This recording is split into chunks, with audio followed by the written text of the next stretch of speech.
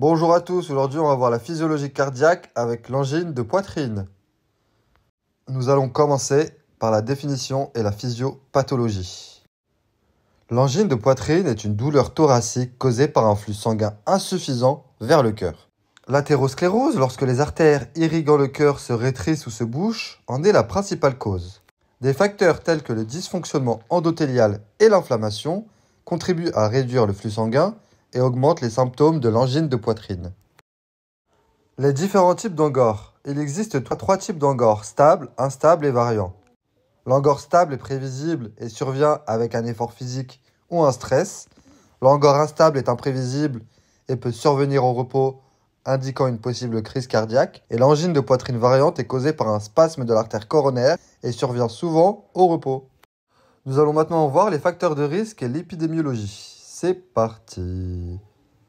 Plusieurs facteurs de risque contribuent au développement de l'angine de poitrine, notamment l'âge, la famille, les antécédents de maladies cardiovasculaires, le tabagisme, l'hypertension artérielle, l'hypercholestérolémie, le diabète, l'obésité, l'inactivité physique et le stress.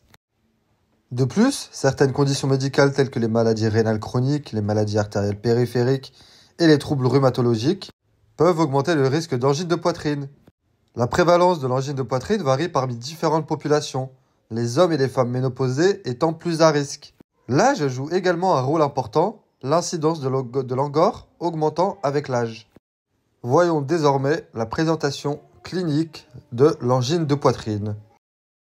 La présentation typique de l'angine de poitrine est une douleur ou un inconfort thoracique qui est souvent décrit comme une pression, une compression, une oppression ou une lourdeur. La douleur peut irradier vers le bras gauche, l'épaule, la mâchoire ou le dos. En plus des douleurs thoraciques, les patients peuvent ressentir un essoufflement, de la fatigue, des étourdissements, des nausées et une hypersudation.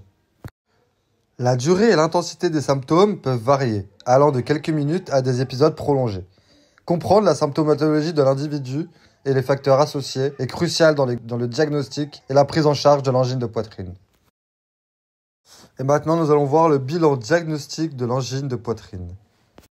Pour diagnostiquer avec précision l'angine de poitrine et évaluer sa gravité, un bilan diagnostique complet est nécessaire. Ce bilan comprend des antécédents médicaux détaillés, un examen physique, une électrocardiographie, des tests d'effort, une imagerie cardiaque, une coronarographie et des tests de laboratoire. Les antécédents médicaux doivent se concentrer sur la description de la douleur thoracique, des symptômes associés, des facteurs de risque et des conditions médicales passées. Les résultats de l'examen physique peuvent révéler des signes de maladies cardiovasculaires, tels que des bruits cardiaques anormaux ou de l'hypertension. Voici les différentes stratégies thérapeutiques que l'on peut observer dans la prise en charge de l'angine de poitrine. Il vise à soulager les symptômes, à prévenir les complications et à améliorer la santé cardiaque globale. Les modifications du mode de vie constituent la pierre angulaire du traitement et comprennent l'arrêt du tabac, l'exercice physique régulier, les modifications alimentaires, la gestion du poids, la réduction du stress et le contrôle des conditions comorbides telles que l'hypertension et le diabète. Les options de traitement pharmacologique impliquent l'utilisation de médicaments anti-ischémiques, d'agents antiplaquettaires, de médicaments hypolipémiants et d'agents antihypertenseurs. La sélection des médicaments est adaptée à chaque patient en fonction de la gravité des symptômes, des comorbidités et des contre-indications. Nous allons désormais voir les interventions invasives lorsque les traitements ne suffisent pas. Lorsque le traitement médical n'est pas efficace ou en cas de rétrécissement-blocage sévère de l'artère coronaire, des interventions invasives peuvent être nécessaires. L'intervention coronarienne percutanée utilise un cathéter pour ouvrir le blocage et placer un stent, tandis que le pontage coronarien contourne l'artère bloquée avec un vaisseau sanguin d'une autre partie du corps.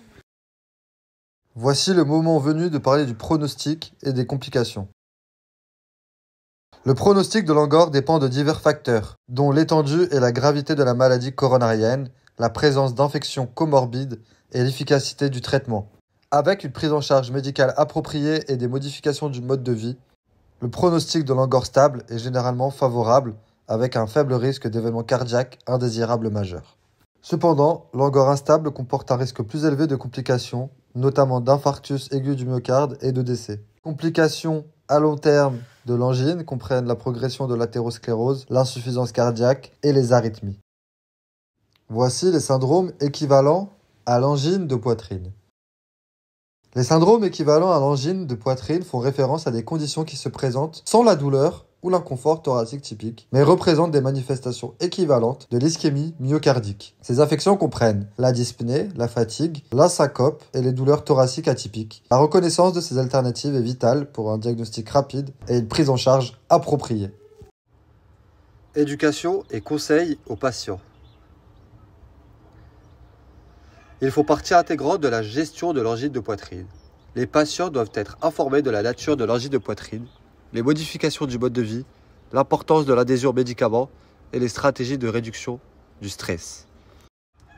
Le conseil doit répondre aux préoccupations émotionnelles des patients, fournir un soutien et répondre à toute idée fausse ou peur liée à leurs états. Encourager la participation au programme de réadaptation cardiaque peut aider à améliorer les résultats et fournir un soutien continu.